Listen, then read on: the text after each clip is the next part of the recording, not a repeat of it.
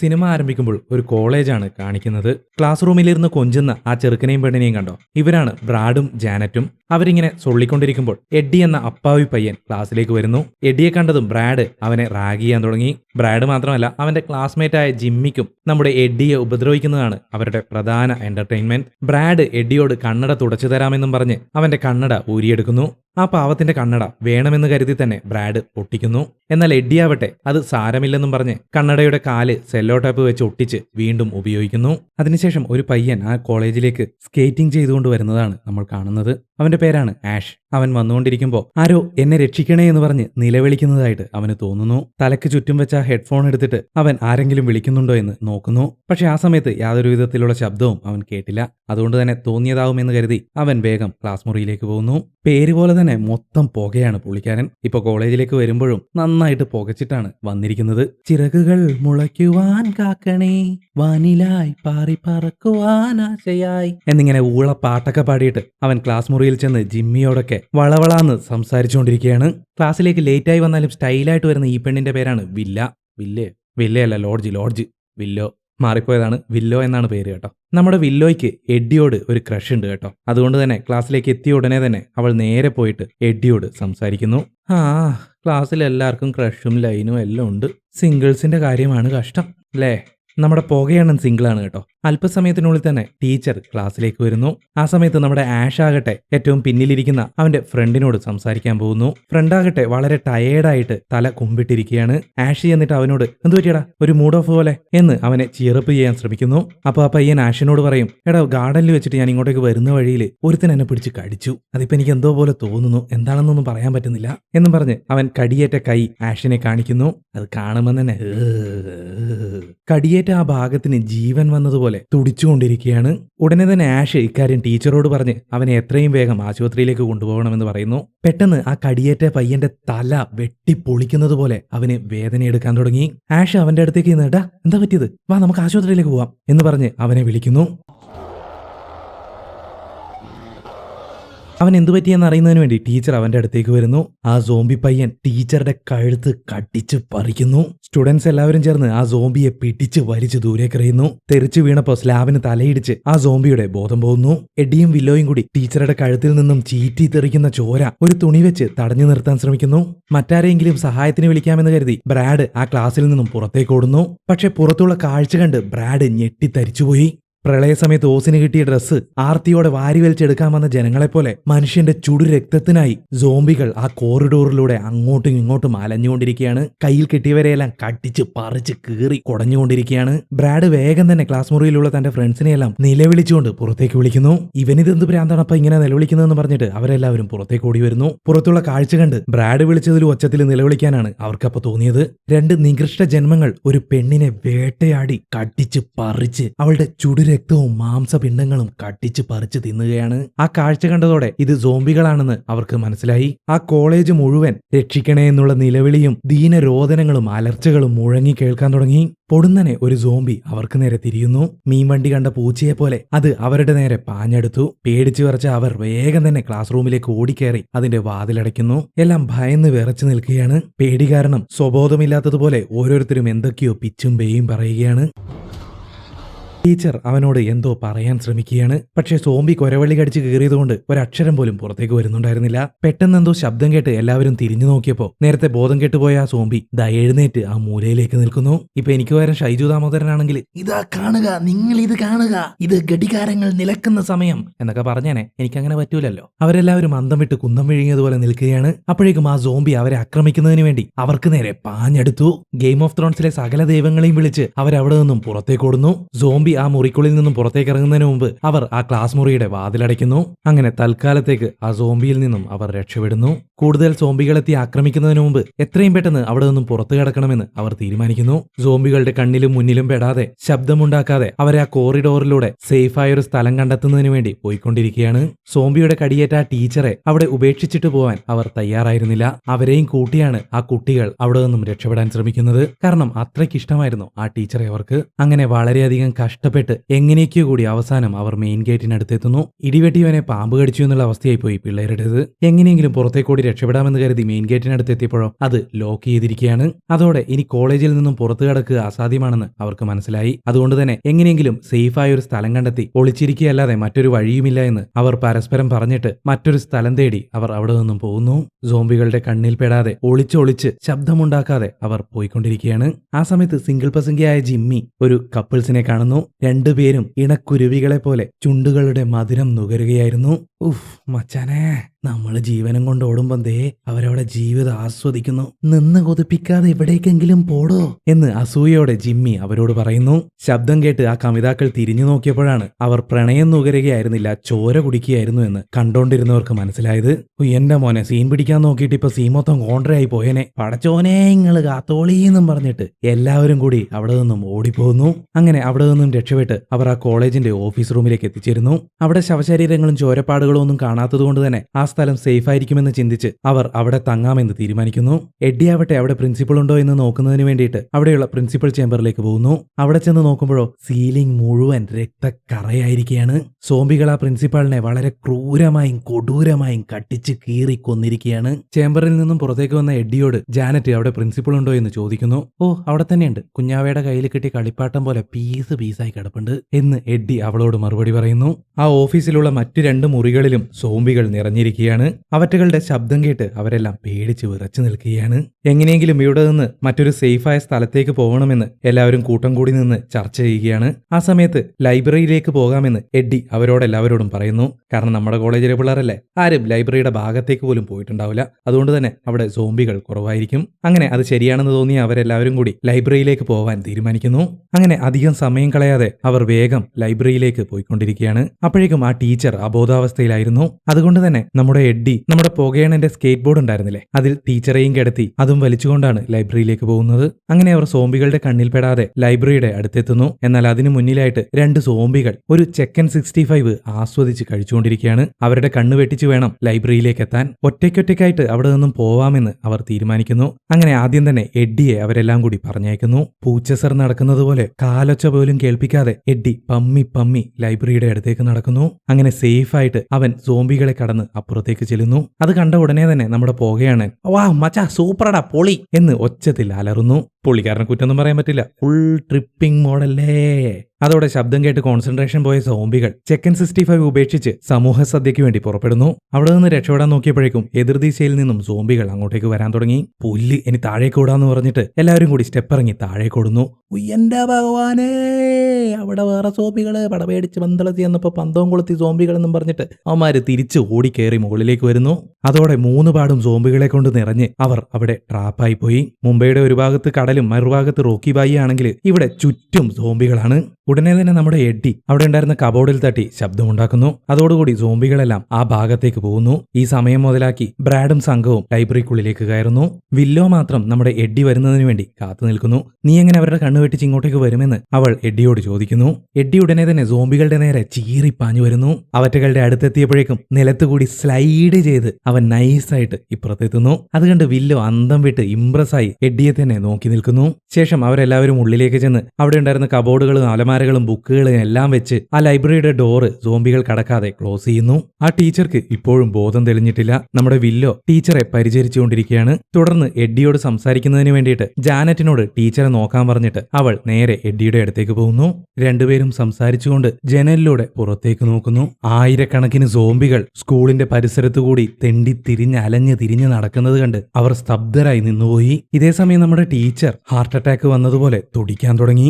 Janet വേഗം തന്നെ first aid നൽകുന്നു. പലതവണ ടീച്ചറുടെ നെഞ്ചിൽ അമർത്തിയെങ്കിലും പുള്ളിക്കാരിക്ക് ബോധം വന്നില്ല. അതുകൊണ്ട് തന്നെ കൃത്രിമ ശ്വാസോച്ഛ്വാസം നൽകുന്നതിന് വേണ്ടി ജാനറ്റ് കണ്ണുകൾ ഇറുക്കി അടച്ച് അവളുടെ ചുണ്ടുകൾ ടീച്ചറുടെ ചുണ്ടിന് അടുത്തേക്ക് കൊണ്ടുപോവുകയാണ്. ചോരയൊലിപ്പിക്കുന്ന ചുണ്ട് കണ്ടിട്ട് കണ്ണും തള്ളി അങ്ങോട്ടേക്ക് ചെന്ന് കയറി കൊടുക്കാൻ പുള്ളിക്കാരിക്ക് മനസ്സ് വന്നില്ല. അതുകൊണ്ടാണ് അവൾ കണ്ണടച്ച് കൃത്രിമ ശ്വാസം നൽകാനായി ശ്രമിക്കുന്നത്. ആ സമയത്ത് മുഴുവനായും സോംബിയായി മാറിയ ആ ടീച്ചർ കണ്ണുകൾ തുറക്കുന്നു.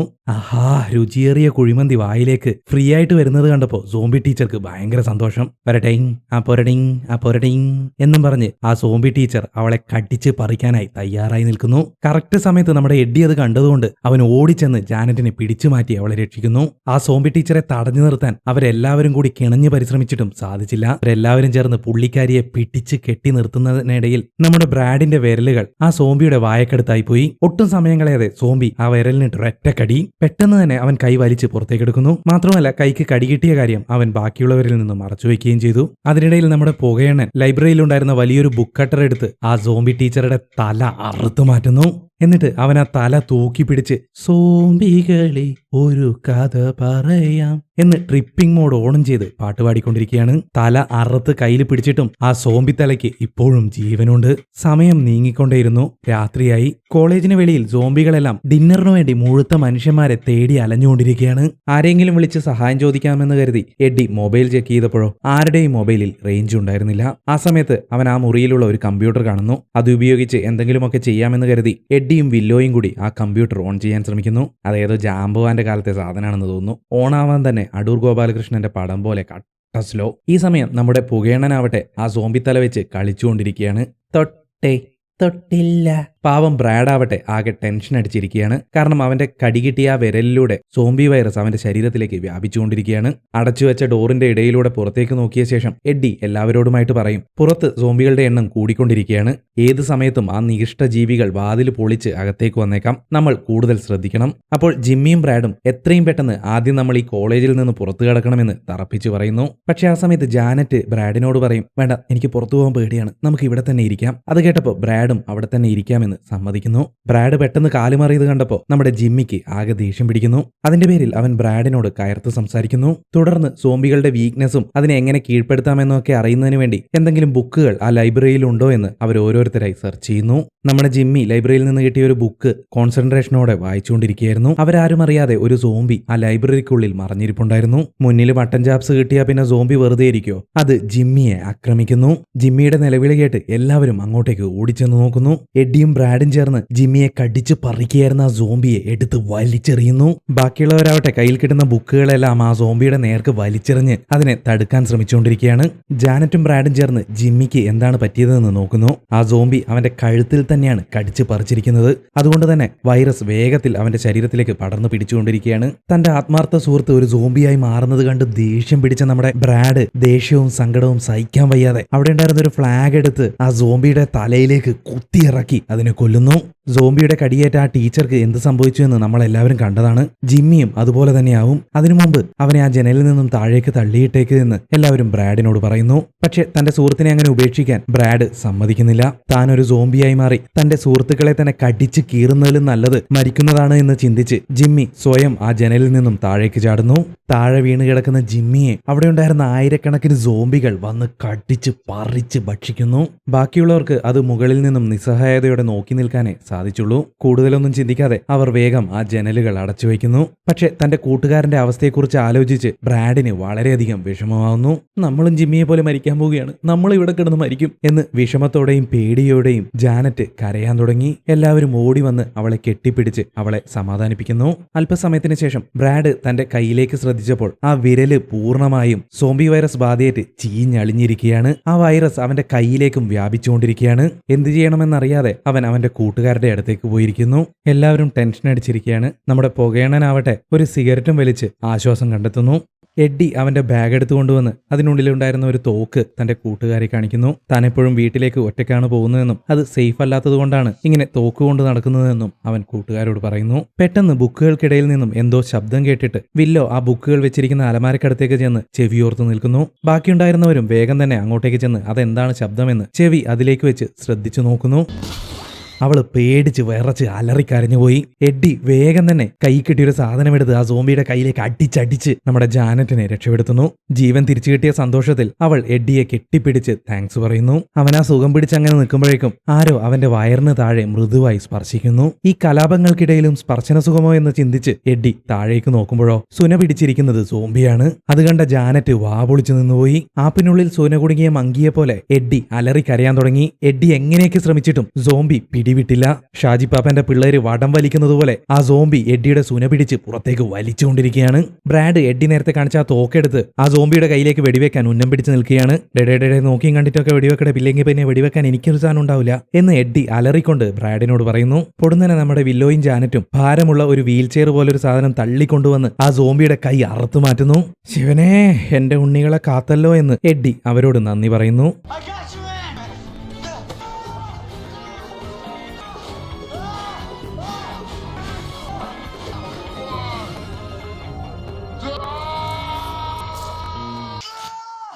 തുടർന്ന് എഡ്ഡിയും വില്ലോയും സംസാരിച്ചുകൊണ്ടിരിക്കുകയാണ്. ആ സമയത്ത് ജാനറ്റ് കുറച്ച് അപ്പുറത്തായിട്ട് ഇരിക്കുന്നുണ്ടായിരുന്നു. അവളെ കണ്ട എഡ്ഡി വില്ലോയോട് ജാനറ്റിനെ കാണാൻ ഭയങ്കര ഭംഗിയല്ലേ, അവൾ ഭയങ്കര സുന്ദരിയല്ലേ എന്നൊക്കെ വർണ്ണിച്ചുകൊണ്ടിരിക്കുകയാണ്. അത് കേട്ടതോടെ വില്ലോയ്ക്ക് ഭയങ്കരമായിട്ട് ദേഷ്യം വരുന്നു. പിന്നല്ലാണ്ട് പ്രേമിക്കുന്ന പയ്യൻ വേറൊരു പെണ്ണിനെ പറ്റി ഇങ്ങനെ പറഞ്ഞു കഴിഞ്ഞാൽ ആർക്കായാലും ദേഷ്യം വരൂലേ? ശരിയല്ലേ ഗേൾസ്?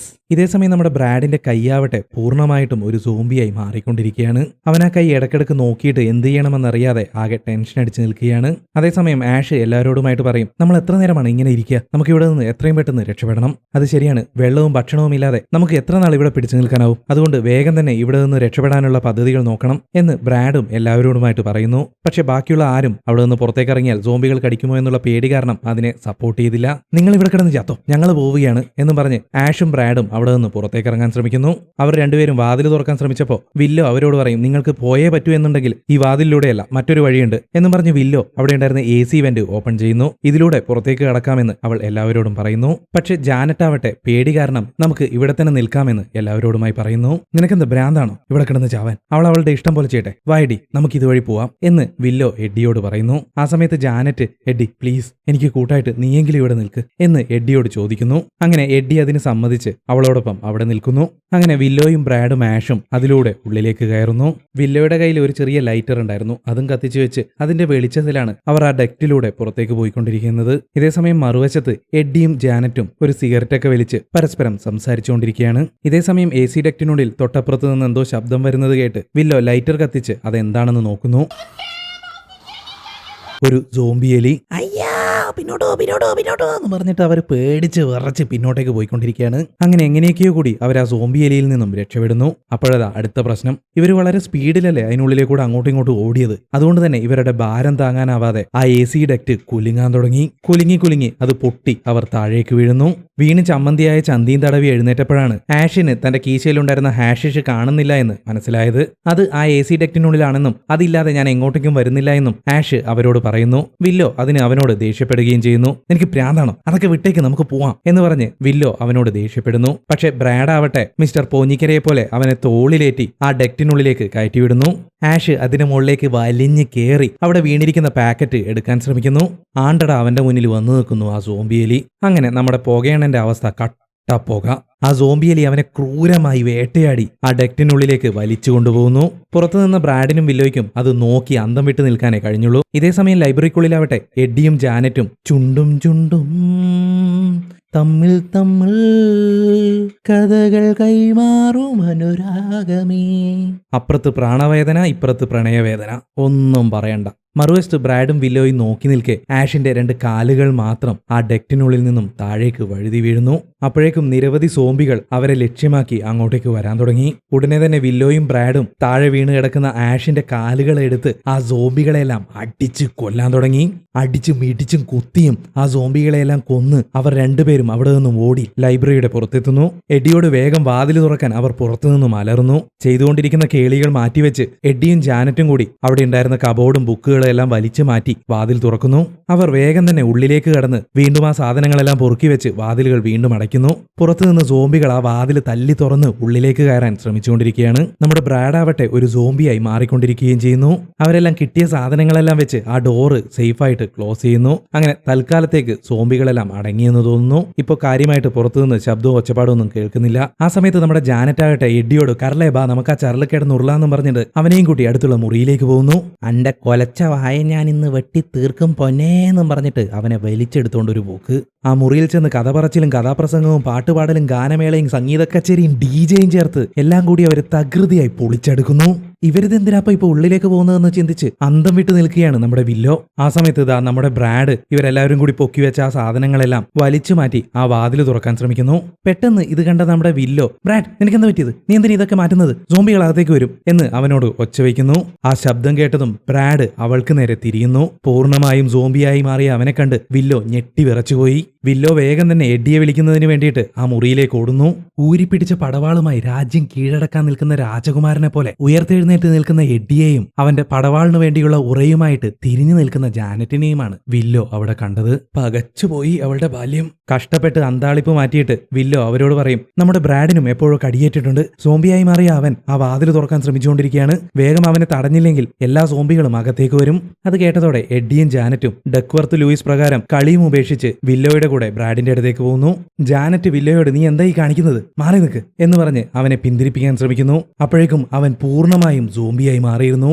എഡ്ഡിയും വില്ലോയും വേഗം ചെന്ന് സോംബികൾ ഉള്ളിലേക്ക് വരാതിരിക്കാൻ വേണ്ടിയിട്ട് വാതിൽ കഷ്ടപ്പെട്ട് തള്ളിപ്പിടിച്ചു നിൽക്കുകയാണ്. ഇവിടെ ബ്രാഡ് സോംബിയാവട്ടെ നമ്മുടെ ജാനറ്റിനെ ആക്രമിക്കാൻ ശ്രമിക്കുന്നു. അവൾ എങ്ങനെയൊക്കെയോ കൂടി ബ്രാഡ് സോംബിയുടെ കയ്യിൽ നിന്നും ഒഴിഞ്ഞു മാറുന്നു. അവസാനം വളരെ കഷ്ടപ്പെട്ട് അവൾ ബ്രാഡിനെ അടിച്ച് ജനാല വഴി പുറത്തേക്ക് തള്ളിയിടുന്നു. ശേഷം അവർ മൂന്നുപേരും കൂടി ചേർന്ന് വളരെ പണിപ്പെട്ട് വലിയൊരു അലമാര ആ ഡോറിനടുത്തേക്ക് തള്ളിക്കൊണ്ടുവന്ന് ആ വാതിൽ സോംബികൾ കയറാതെ അടച്ചുവെക്കുന്നു. പക്ഷെ എന്തൊക്കെ ചെയ്താലും ശരി, ആ മൂന്നുപേരെ കൊണ്ട് മാത്രം ഒരുപാട് നേരം ആ വാതിൽ അങ്ങനെ തള്ളിപ്പിടിച്ച് നിൽക്കാൻ സാധിക്കില്ല. വളരെ വൈകാതെ തന്നെ സോംബികളെല്ലാം ഉള്ളിലേക്ക് കടന്നു വരുമെന്ന് അവർക്ക് മനസ്സിലായി. അതുകൊണ്ട് തന്നെ എത്രയും വേഗം അവിടെ നിന്ന് എങ്ങനെയെങ്കിലും രക്ഷപ്പെടണമെന്ന് അവർ തീരുമാനിക്കുന്നു. അതിനെന്താണ് ഒരു വഴിയെന്ന് അവർ ഓരോരുത്തരും ചിന്തിക്കുന്നു. ആ സമയത്ത് നമ്മുടെ എഡ്ഡിക്ക് അവിടെ ഉണ്ടായിരുന്ന ഒരു സ്കേറ്റ് ബോർഡും പൊട്ടിപ്പൊളിഞ്ഞ കസേരകളും മേശകളും ഒക്കെ കണ്ടപ്പോൾ ഒരു ഐഡിയ തോന്നുന്നു. അവൻ സ്കേറ്റ് ബോർഡിന് മുകളിൽ ഒരു ടേബിൾ ബോർഡ് വെച്ച് അത് ഒരു ഷീൽഡ് പോലെ അറേഞ്ച് ചെയ്യുന്നു. എന്നിട്ട് ആ ടീച്ചർ സോംബിയുടെ തല അതിന് മുന്നിലേക്ക് കുത്തി നിർത്തുന്നു. അതിനുശേഷം ലൈറ്ററും സ്പ്രേയും ഒക്കെ ഉപയോഗിച്ച് ഒരു സ്മോക്ക് ബോംബ് തയ്യാറാക്കുന്നു.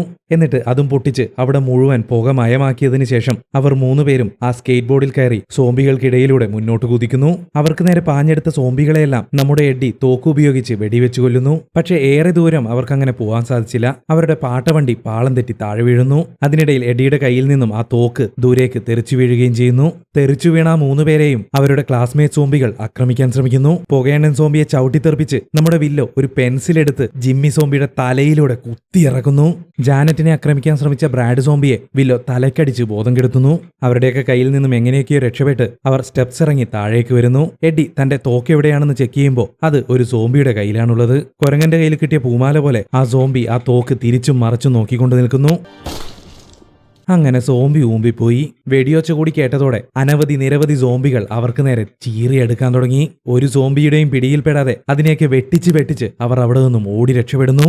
എന്നിട്ടെന്ത് കാര്യം, ഒരു കോറിഡോറിൽ എത്തിയപ്പോഴേക്കും അവിടെ നിന്ന് പുറത്തേക്ക് പോകാനുള്ള വാതിൽ ലോക്ക് ചെയ്തിരിക്കുകയാണ്. വില്ലോ തന്റെ ഹെയർ പിൻ ഉപയോഗിച്ച് ആ വാതിൽ എങ്ങനെയെങ്കിലും തുറക്കാൻ പറ്റുമോ എന്ന് ശ്രമിക്കുകയാണ്. അപ്പോഴേക്കും സോംബികളെല്ലാം അങ്ങോട്ടേക്ക് എത്തിക്കഴിഞ്ഞു. എഡ്ഡിയാവട്ടെ കയ്യിൽ കിട്ടിയ സാധനങ്ങളെല്ലാം ഉപയോഗിച്ച് ഓരോ സോംബിയെയും അടിച്ചും ഇടിച്ചും കുത്തിയും കൊല്ലുന്നു. അതിനനുസരിച്ച് സോംബികൾ വന്നുകൊണ്ടേയിരുന്നു. അങ്ങനെ കുറെ നേരത്തെ പരിശ്രമത്തിനൊടുവിൽ നമ്മുടെ വില്ലോ ആ വാതിൽ തുറക്കുന്നു. ജാനറ്റും വില്ലോയും എഡ്ഡിയോടും വേഗം തന്നെ വരാൻ പറയുന്നു. ഞാൻ പിന്നാലെ വന്നോളാം, നിങ്ങൾ വേഗം പോകാൻ നോക്ക് എന്നും പറഞ്ഞ് എഡ്ഡി അവരെ വേഗത്തിൽ പറഞ്ഞയക്കുന്നു. അവരാ ഡോറിലൂടെ പുറത്തേക്ക് കിടക്കുന്നു. അപ്പുറത്തും ഇഷ്ടം പോലെ സോംബികളുണ്ട്. അവറ്റകളുടെ ഒന്നും കയ്യിൽപ്പെടാതെ അവർ രണ്ടുപേരും കഷ്ടപ്പെട്ട് ഓടിക്കൊണ്ടിരിക്കുകയാണ്. അങ്ങനെ അവസാനം എങ്ങനെയൊക്കെയോ കൂടി അവർ കോളേജിന്റെ റൂഫ് ടോപ്പിലെത്തുന്നു. അവിടെ വെച്ച് ഇരുവരും ചെക്ക് ചെയ്തപ്പോഴാണ് നമ്മുടെ ജാനറ്റിന് സോംബിയുടെ കടിയേറ്റ കാര്യം അവർ രണ്ടുപേരും മനസ്സിലാക്കുന്നത്. മറുവശത്ത് നമ്മുടെ എഡ്ഡി ആ സോംബികളെല്ലാം കൊന്ന് തള്ളി വിജയശ്രീ ലാളിതനായി തന്റെ കൂട്ടുകാരികളെയും അന്വേഷിച്ച് അവിടെ നിന്നും പുറപ്പെടുന്നു. ഇതേസമയം ജാനറ്റ് ആവട്ടെ വില്ലോയോട് താൻ സോംബിയായി മാറുന്നതിനു മുമ്പ് തന്നെ കൊന്നുകളഞ്ഞേക്ക് എന്ന് വിഷമത്തോടെ പറയുന്നു. വില്ലോ തോക്കെടുത്ത് ജാനറ്റിന് നേർക്ക് ചൂണ്ടിയെങ്കിലും ജാനറ്റിനെ കൊല്ലാൻ അവൾക്ക് മനസ്സ് വന്നില്ല. അപ്പോഴേക്കും നമ്മുടെ എഡ്ഡിയും അവരെ അന്വേഷിച്ച് അവിടേക്ക് എത്തുന്നു. എന്നാൽ എഡ്ഡി അറിയാതെ ഒരു സോംബിയും അവനെ പിന്തുടർന്നുകൊണ്ട് റൂഫ് ടോപ്പിലേക്ക് എത്തിച്ചേരുന്നു. തോക്കിലാകട്ടെ ആകെ ഒരേ ഒരു ബുള്ളറ്റാണുള്ളത്. കറക്റ്റായിട്ട് വെടിവെച്ചില്ലെങ്കിൽ ആ സോംബി ഇവരെ മൂന്നുപേരെയും കൂടി കടിച്ച് കീറി കൊല്ലും. അങ്ങനെ ഒരു ഹെഡ് ഷോട്ടിലൂടെ വില്ലോ ആ സോംബിയെ കൊല്ലുന്നു. അപ്പോഴത് അടുത്ത പ്രശ്നം, വരുന്നു അലറിക്കൊണ്ട് നമ്മുടെ ബ്രാഡ് സോംബി. ഗണ്ണിലാണെങ്കിൽ ബുള്ളറ്റും ഇല്ല. ഇനി എന്ത് ചെയ്യണമെന്നറിയാതെ എഡ്ഡിയും വില്ലോയും പകച്ചു നിൽക്കുകയാണ്. ആ സമയത്ത് നമ്മുടെ ജാനറ്റ് അങ്ങോട്ടേക്ക് ഓടി വന്ന് ബ്രാഡ് സോംബിയെയും പെട്ടിച്ച് ആ കോളേജിന് മുകളിൽ നിന്നും താഴേക്ക് ജമ്പ് ചെയ്യുന്നു. അങ്ങനെ അവസാനം വില്ലോയും എഡ്ഡിയും മാത്രമാണ് അവിടെ ബാക്കിയാവുന്നത്. ഇനിയും എത്ര കാലം നമുക്കിങ്ങനെ സർവൈവ് ചെയ്യാൻ സാധിക്കും? നമുക്കും നമ്മുടെ കൂട്ടുകാരുടെ അതേ ഗതി തന്നെയാവും ഉണ്ടാവുക എന്നൊക്കെ ഇരുവരും പരസ്പരം സംസാരിച്ചുകൊണ്ട് അവിടെ നിരാശയോടെ ഇരിക്കുകയാണ്. എത്തിയിരിക്കുകയാണ്. ആ സമയത്ത് പെട്ടെന്ന് ഗൺ ഫയറിംഗ് സൗണ്ട് കേട്ട് അവർ രണ്ടുപേരും ഓടി വന്ന് എന്താണ് സംഭവിക്കുന്നതെന്ന് എത്തി നോക്കുന്നു. കോളേജിന് താഴെ ഒരു സംഘം ആർമിക്കാർ എത്തിയിരിക്കുകയാണ്. അവർ സോംബികളെയെല്ലാം വെടിവെച്ച് കൊന്നുകൊണ്ടിരിക്കുകയാണ്. അങ്ങനെ അവറ്റകളെയെല്ലാം കൊന്നു തീർത്ത് ആ പട്ടാളക്കാർ കോളേജിന്റെ നിയന്ത്രണം ഏറ്റെടുക്കുന്നു.